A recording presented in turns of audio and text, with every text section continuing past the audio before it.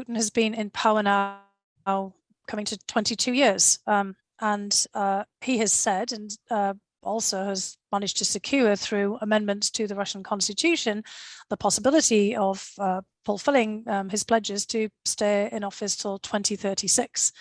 Now, he has to put himself up for re-election in 2024, even though, we might be somewhat skeptical about, the competitive nature of that election, with the only viable candidate who's stepped up in opposition to him, Alexei Navalny, sitting in a penal colony miles away from Moscow, having managed to survive an assassination attempt against him. It shows that Putin means business in making sure that there's no real opposition if he's indeed chooses to put himself up for re-election in 2024, which we assume that he does, unless there's something going on with his health or something else that we're not aware of right now.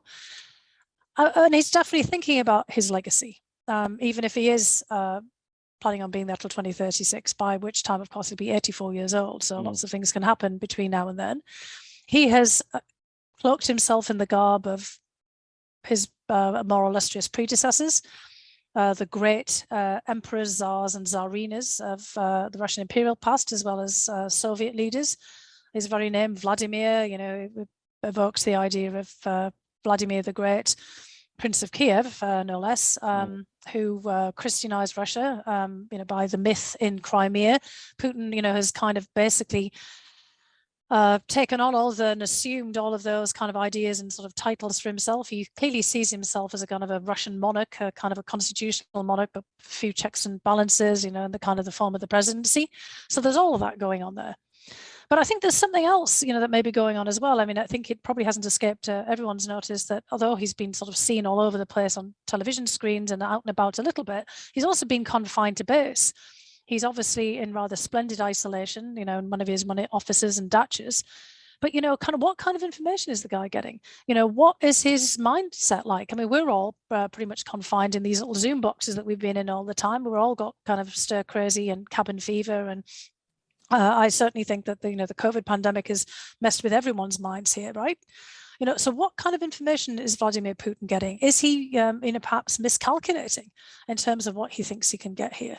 He's put so many options on the table, so many maximalist demands on NATO, Ukraine, the United States, and we've got no sense of what the floor is to these demands. We're trying to kind of set that right now by, probing and various meetings, and he doesn't seem to have given himself much room to walk back.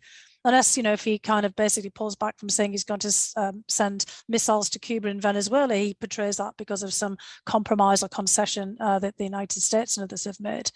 And so I think we're actually in a rather difficult position right now. No one's very clear about his mindset. Maybe he, himself, and I think that's kind of pretty good, but hasn't completely made up his mind of what he's going to do. And, he's trying to see how we react, but how we react may actually constrain, some of his actions or even encourage him